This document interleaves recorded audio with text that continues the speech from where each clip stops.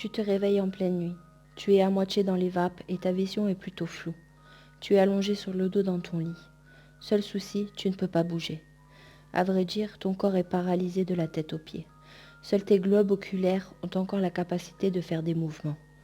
Un peu pris de panique, tu essayes comme premier réflexe de lever un de tes bras.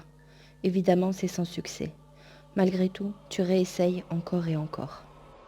Tu commences à sentir une légère fatigue au niveau de tes muscles. Tu commences à te poser des questions et à te demander ce qu'il se passe. Tu n'as jamais connu cette expérience avant. Tu as cette impression que des centaines de kilos s'appuient contre ton corps, ce qui empêche tout mouvement. Le froid commence à faire frissonner ta peau. Tu as l'impression que ta fenêtre est restée ouverte alors que tu te souviens bien l'avoir fermée la veille. La peur envahit d'un seul coup. Le stress monte aussi.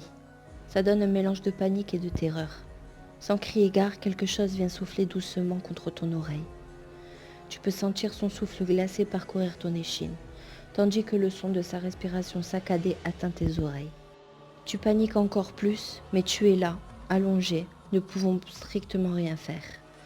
Pris par la frayeur, tu essayes de faire le tour de la pièce avec tes yeux, quand soudain, un visage humanoïde sombre et flou se penche vers ton regard.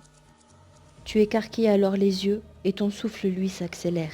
Tu as une impression de suffocation. Ce visage s'approche doucement mais sûrement du tien. Tu ne vois pratiquement rien comme tu es dans le noir, mais tes yeux ont eu le temps de s'habituer à l'obscurité. La silhouette s'immobilise et tu sens son regard pénétrant te fixer avec intensité.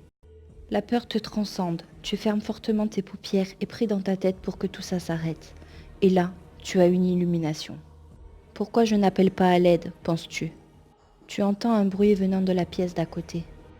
Avec énormément de difficulté, tu essayes de tourner la tête vers celle-ci. Pendant cet instant, ta nuque refuse de suivre le mouvement, mais tu décides de forcer au point d'entendre les os de celle-ci craquer un par un, comme s'ils se brisaient. Heureux d'avoir pu réussir enfin à bouger un peu, tu ouvres doucement la bouche. Tu as l'impression que le temps est au ralenti et que ce monde n'est qu'un cauchemar. Bouche bée, tu cries de toutes tes forces appelant pitoyablement à l'aide.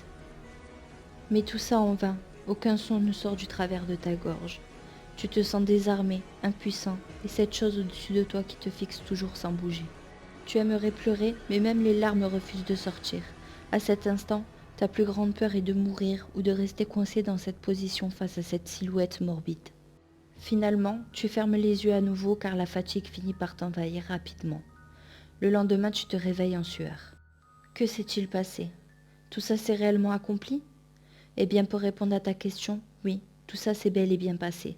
Ce phénomène s'appelle la paralysie du sommeil.